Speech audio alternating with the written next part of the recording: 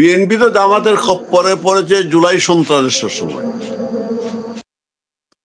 জুলাই সন্ত্রাসের সময় আমি আপনাকে বলি, রাজনৈতিক শত্রু যেই থাক তাকে ধ্বংস করতে নেই রাজনীতির জন্য। জুলাই সন্ত্রাসের সময় দেখবেন বিএনপি প্রথম দিকে আপনি কথাগুলো তো ভিডিওগুলো দেখবেন, ওরা কিন্তু কোটা আন্দোলন ছিল না, তারা অবজার্ভ করতেছিল। তখন তাদের আমি পয়েন্টে পয়েন্টে বলতেছি, তাদেরকে বোঝানো হলো আওয়ামী লীগ যদি মাঠে থাকে, ক্ষমতায় থাকে, তাহলে তোমরা তো কোনদিন ক্ষমতায় যেতে পারবে না। সেই ক্ষেত্রে আইসা করলো বিএনপিকে এটা বুঝিয়ে বলো, তোমরা যদি মাঠে আসো এই আন্দোলনে যুক্ত দাও, তাহলে কিন্তু শেখ হাসিনা পরে যাবে। সেনাবাহিনীর সাথে কথা হয়েছে, সবকিছু তার বুঝে বিএনপি আসলো। শেখ হাসিনা বাধ্য হলেন দেশত্যাগ করতে, ক্ষমতা ছাড়তে। আচ্ছা, অফিসিয়ালি পদত্যাগ করেন নাই কিন্তু উনি। আমরা তারেক রহমান যখন বলেন যে নিজে পোস্ট দিয়ে আমি দেশে যাওয়াটা আমার উপরে নির্ভর করতেছে না, তাহলে নারী, ওইটা কথা আছে না ফেসবুকে প্রায় দেখি, নারী কোন জায়গায় আটকায়। আমার প্রশ্ন রইল, তারেক কোন জায়গায় আটকা আছেন সেটা বলবে কে? তারেক কোন জায়গায় আটকা আছেন আমরা বলেন। উনি, আমি সর্বশেষ আমরা যদি যুক্তি দিয়ে যুক্তি খণ্ডন করি, তারেক রহমান বলছেন আমি যেতে পারবো না, আমার সমস্যা আছে, আমি নিয়ন্ত্রিত কারো দ্বারা একটি বিষয় আছে। উনি ব্রিটেনে থাকেন, যদি শক্তি প্রয়োগ হয়, যদি রাজনৈতিক চাপ হয়, তিনি সেইটা বলতে পারতেন, ব্রিটেন থেকে তো ওনাকে ধরে নিয়ে যাবে না। উনি বলছেন না। উনি যদি ওনার স্ট্যাটাসটা কি হবে, উনি কি লিগ্যাল না ইলিগ্যাল, তিনি রিফিউজি না ব্রিটিশ পাসপোর্টধারী? যদি ব্রিটিশ পাসপোর্টধারী হয়, তাহলে তারেক রহমানের দেশে যেতে কোনো আপত্তি নাই, যদি ওনার উপরে কোনো রাজনৈতিক চাপ না থাকে, যদি গ্রেপ্তারের ভয় না থাকে। দেশে যাওয়ার কোনো না যাওয়ার কারণ নেই। কারণটা হচ্ছে, কারণ ব্রিটিশ পাসপোর্টে আপনি ইচ্ছা করলে ভিসা নিয়ে যেতে পারেন, বাংলাদেশি পাসপোর্ট নেই আমরা জানি, ধরে তাইলে ওনার ব্রিটিশ পাসপোর্ট নেই, অথবা এই গেমটায় উনি যে রাজনৈতিক গেমটা চলতেছে সেই গেমটার তিনি অংশ, হয়তো তিনি অংশ, তিনিও হয়তো চাচ্ছেন। কারণ কিছুদিন আগে আমরা দেখেছি এনসিপির একটা দাবি, যেহেতু তারেক জিয়া দলের চেয়ারপারসন না, তার ছবি পোস্টারে দেওয়া যাবে না, নির্বাচনী পোস্টারে খালেদা জিয়ার দিতে হবে। তাহলে এক নম্বরটা এখানে এখনো কিন্তু খালেদা জিয়া। আমরা যদি আওরঙ্গজেবের ইতিহাস জানি, যদি আমরা পরে তাকে সেখানে দেখবেন, আওরঙ্গজেব তার ক্ষমতাকে পাকাপোক্ত করার জন্য সে শাহজাহানকে গ্রেপ্তার করে, তার বাবাকে গ্রেপ্তার করেছিল, তার বোনকে গ্রেপ্তার করেছে, তার ভাইকে গ্রেপ্তার করেছে, তারাকে সুজাকে মেরেছে, ভাইদেরকে মেরেছে। সুতরাং রাজনীতি এটা হইতে পারে, রাজনীতি এমন এক জিনিস, প্রয়োজনে ভাই ভাইকে মারতে পারে, ছেলে মা বাপকে মারতে পারে। রাজনীতি অত্যন্ত হিংসুটে বিষয়, অত্যন্ত ক্রুড বিষয়। ক্ষমতা, রাজনীতি বলতেছিল ক্ষমতাটা, সেই ইতিহাস কিন্তু অনেক আছে।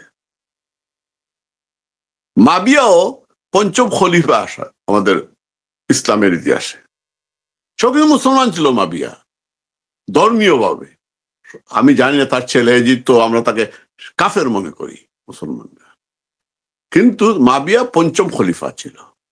যদি আমার ভুল হয়ে থাকে, আমি ইসলামের বিষয় আমাকে জানাবেন কেউ। সে কিন্তু আলীকে হত্যা করেছিল এবং ষড়যন্ত্র করে ক্ষমতার জন্য হযরত আলীকে হত্যা করেছিল। অনেক ইতিহাস আছে। সুতরাং আমরা বুঝতেছি না তারা কি সেই খেলার অংশ নাকি। যদি অংশ না হন, তাহলে তিনি কেন আসবেন না, তিনি কেন ক্লিয়ার করবেন না? এই জায়গায় যুক্তি দিয়ে বলতে হয়। উনি যখন বলেন আমি আসতে পারতেছি না অদৃশ্য শক্তির কারণে, একটি কারণ আছে, আমি সেটা বলতে পারতে, তিনি বলতে চাননি। এই তো সাথে সাথে শফিক বলল ওনার তো কোনো অসুবিধা নেই, সরকার তো কিন্তু আপত্তি তো নেই। সেইটাকে আরো এই প্রথম যিনি উনি করলেন তৌহিদ হাসান, তার ইয়ের সাথে একমত পোষণ করে সবগুলো দ্বিমত করেন পররাষ্ট্র উপদেষ্টা। কারণ ওই যে আসাদুজ্জামান খানের ব্যাপারে শফিক যেটা বললো উনি কিন্তু দ্বিমত করেছেন, অস্বীকার করেছেন। কিন্তু একটা জায়গায় শুনে বললেন তারেক রহমান আসতে আমাদের কোনো আপত্তি নেই, উনি যদি চাইলে যে কোনো সময় ওনাকে ওয়ান ওয়ে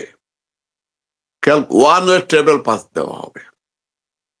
এইটা দিয়ে উনি বুঝিয়ে দিলেন তারেক রহমান কোন জায়গায় আটকা আছে। উনি তো জানা আছে তারেকের পাসপোর্ট কি আছে না আছে। সাথে সাথে নির্বাচন কমিশন বলল উনি তো এখনো ভোটারই হননি।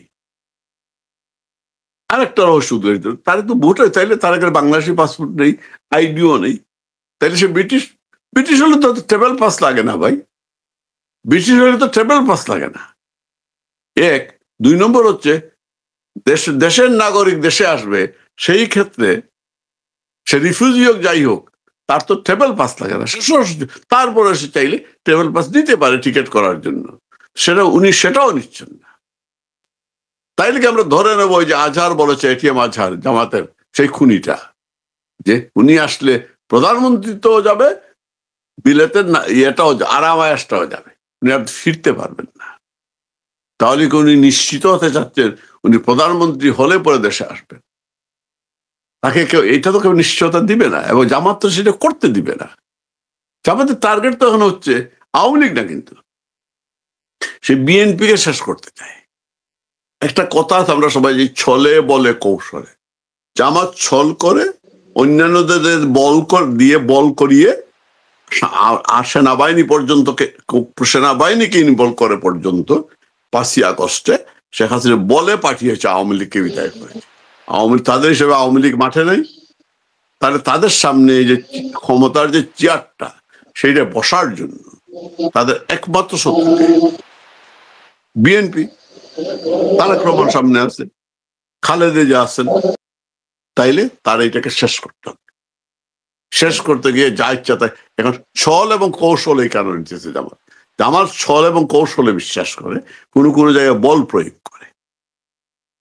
জামাত বিএনপিকে শেষ করে দিতে চায় -2 ফর্মুলা, ওই 111 ইউনুসের -2 ফর্মুলা, সেইটা তারা বাস্তবায়ন করতে চায়। এই জন্য তারা তাদের সামনে যে যেই বাধা আসবে তাকে এটাই সরাবে, যেভাবে। আপনার সাউন্ড আসতেছে ব্যাকগ্রাউন্ডে। এইটা হচ্ছে সর্বশেষ দেশটা আজকে জামাত।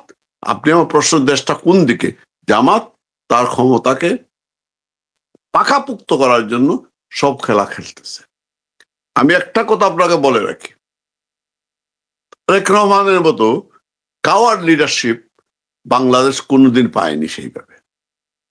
তারেক রহমানের শেখ হাসিনা ফাঁসি দেননি, কিন্তু খেয়াল করবেন, জেল দিয়েছিলেন। সে যদি সাহসী হতো, সে ওই সময়ই জেলের ভয় না করে সে চলে আসতে পারত, আসলে আরো লাভ হইতো। তারেক আসে নাই, কিন্তু জেল দেন নাই। কিন্তু বিষয়টা আপনাদের খেয়াল করতে হবে।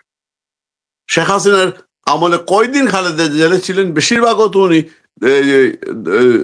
জেলের বাইরে ছিলেন, এই একজন প্রিজনার হিসেবে, কিন্তু সবার সাথে দেখা করতে পারতেন।